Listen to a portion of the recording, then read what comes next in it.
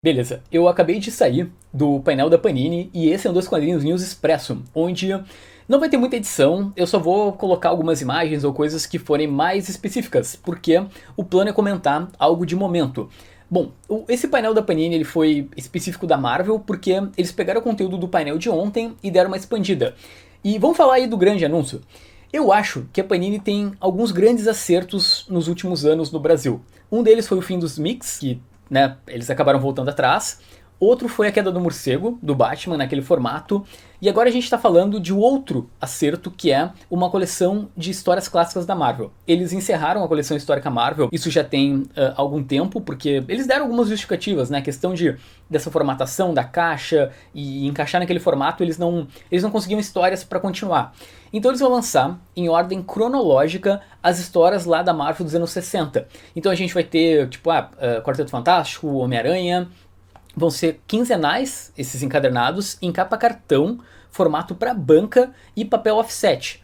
Eu acho que a gente não pode pensar numa coleção mais perfeita do que essa, sim. Vai dar para realmente o leitor que quer material clássico ter acesso, e os nossos hackers também já conseguiram a coleção original italiana, que lá fora tem 200 volumes e se chama Super Heroic Classic. Lá na gringa ela sai em jornais e aqui no Brasil, enfim, né, não vai seguir o mesmo padrão. Mas o caso é que esses encadernados, eles têm 6 edições mais ou menos cada um. Deixa eu abrir um aqui para vocês verem como é a estilização dele, né? A Panini não confirmou a capa, tá? Mas essa é a capa italiana, Super-Herói Classic. Então é algo bem vintage mesmo. E aí na parte interna, ó, esse site eu vou deixar aqui na descrição do vídeo, ele é bem completinho, ó. E aí tu vai ter cada uma das edições, o que tem dentro dos encadernados. E são bem fininhos, assim, então eu imagino que ele deve seguir, talvez um pouco até menor que a própria coleção histórica Marvel. Olha só, aqui a gente tem o título do Homem-Aranha ali em primeiro lugar, né, o Poder e Responsabilidade, Quarteto Fantástico, Thor, Hulk, Homem de Ferro, deixa eu ver, aí vai, no caso são vários volumes para cada um dos títulos. Deixa eu ir já para a última página, que vocês vão ver a quantidade de quadrinhos que tem publicados. Ó, tem mais Vingadores, Devil, que é o Demolidor. Olha só, na página 4 aqui, ela começou em 2017 lá fora, e a gente tem Surfista Prateado, Vingadores 18, olha isso, nossa, é muita publicação. Deixa eu até, bom, vamos até o final primeiro, ó. Mais Homem de Ferro, Thor, Defensores saindo, e deixa eu abrir o do Thor pra gente ter uma noção onde é que tá uma coleção dessas no número 25, pra gente pensar o quanto isso deve sair no Brasil. E deixa eu abrir aqui, olha só, aí já tem Thor 212, 213, cara, que legal mesmo, até 216. Então vai dar para publicar bastante coisa. Deixa teu comentário aqui embaixo o que tu achou. Eu sinceramente acho que foi um baita de um acerto. A Panini também comentou as mudanças nas mensais, que agora voltaram a ser mix. E, na verdade, ela procurou dar algumas justificativas e explicou, por exemplo, que o Homem-Aranha agora vai ter mais publicações lá fora. Então isso, até julho pelo menos, não é um mix, sabe? Vai ter tipo uma outra coisinha ali pra ocupar a revista. Então eu vou continuar acompanhando. Vingadores é o único mix, e aí eles deram algumas justificativas, né? Primeiro que eles acreditam que não... que a revista é boa, né? Porque tem grandes nomes ali, né? Vai ter o Thor do Donny Cates. E um dos motivos desses títulos se integrarem numa mesma revista é que o Thor não vende bem e o Donny Cates também não aumentou as vendas, por exemplo, dos Guardiões da Galáxia, que saiu em 2 encadernados. Ao mesmo tempo, os Vingadores não tem revista suficiente para sair em mensal, né, no caso, porque a Panini faz 2 edições norte-americanas por revista mensal. E lá fora só sai uma, então não teria como encaixar isso aqui no Brasil. Claro, a Panini se preocupa com assinaturas, mas eu preferia 1000 vezes então que eles fizessem como vão fazer com o Venom, de colocar a revista bimestral, ou como estavam fazendo com o Capitão América, sabe? Enfim, mas também imagino que tenha questões de sagas. É um problema a gente não estar nos Estados Unidos, tá? Eu entendo algumas justificativas da Panini. Agora eu vou comentar algumas sagas que não tem data, tá? Depois eu vou num cronograma. X-Words deve sair no fim do ano, que é a saga do Hickman nos X-Men, e aí vai envolver 1 milhão de títulos, inclusive títulos que não são só dos X-Men. Rei das Trevas sai em 3 partes, que é a grande vinda do Null.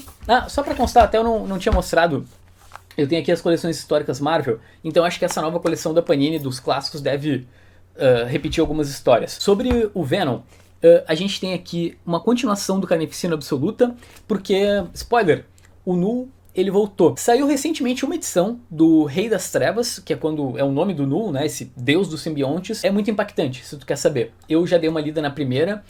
Cara, o Donny Cates faz algo que é impensável. Eu já comentei em vídeo como eu acho que Carnificina Absoluta meio que enrola o leitor, mas o Rei das Trevas realmente entrega o que a gente quer. Demolidor da Inocente é um plano da Panini, eles não deram nenhum detalhe, mas deve sair em breve. Conan Omnibus, eles voltaram a falar no assunto, e essa parte eu acho que foi, sabe, eles comentaram que o conteúdo dos extras era fraco, então por isso que eles que eles acabaram não traduzindo, ia custar mais caro por conta da tradução.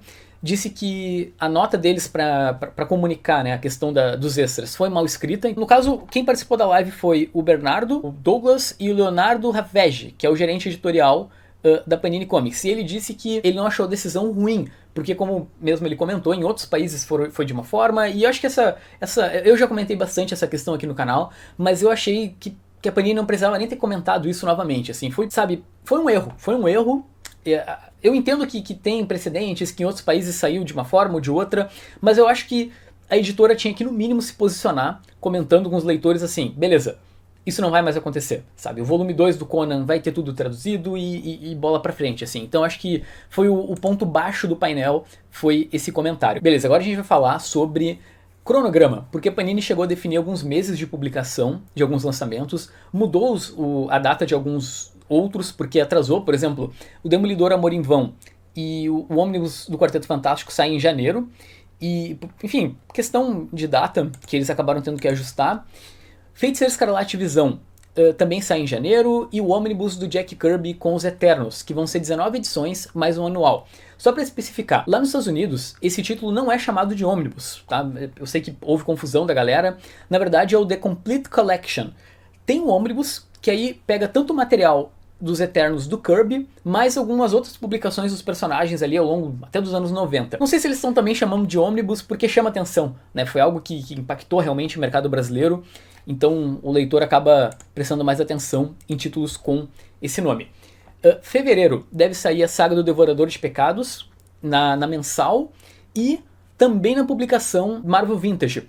Se tu não sabe, o Devorador de Pecados é o personagem que matou a Jean the Wolf, então o que a gente vai ter no Vintage é uma republicação dessa saga. Que não é uma saga, na verdade, é uma história. Eu acho bem interessante, assim, leva o Homem-Aranha... Porque o Devorador de Pecados, pelo menos até onde eu sei, né, na morte de Jean the Wolf, é um bandido comum. E é muito interessante o impacto que isso tem no Peter, porque a gente tá vendo ali um cara que é realmente a criminalidade do mundo real, e não um cara que escala a parede, voa, qualquer coisa do tipo. Então foi uma morte muito impactante na vida do Peter Parker.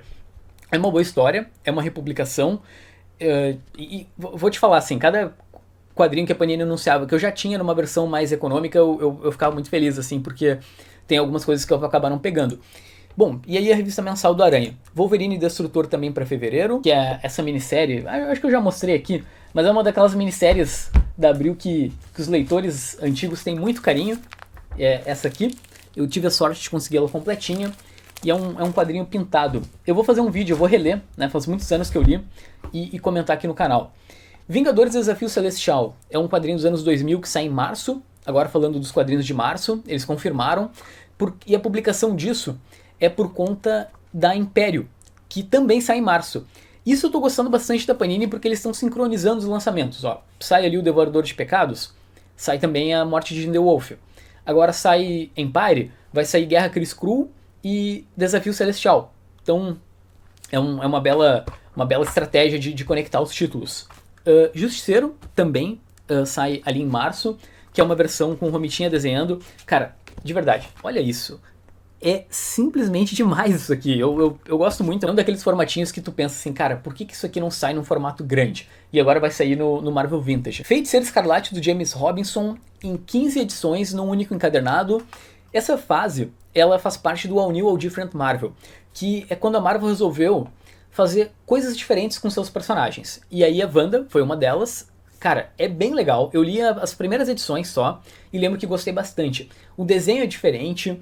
Uma pena que acabou sendo cancelado, né, nos Estados Unidos, mas durou 15 números. Aí, bom, para terminar ali, Omnibus do Quarteto, também em março, né, o volume 2. E em abril sai os X-Men do Grant Morrison em 7 volumes com extras.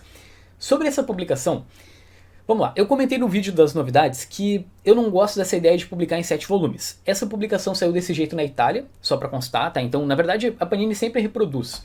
E eles comentaram que são 7 volumes por conta dos extras. Originalmente, saiu em 6 volumes no Brasil, né? Primeiro saiu em mensal, depois em 6 volumes.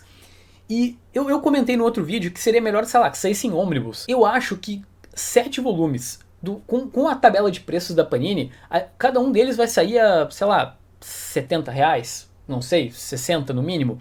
Não, 6 vezes 7, 42, todos eles juntos saem por 420.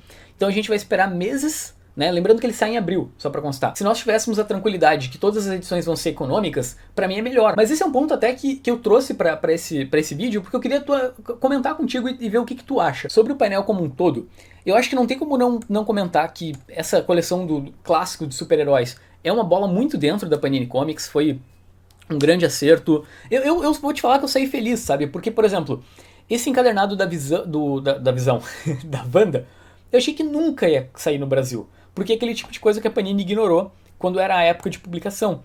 Então, fiquei bem contente.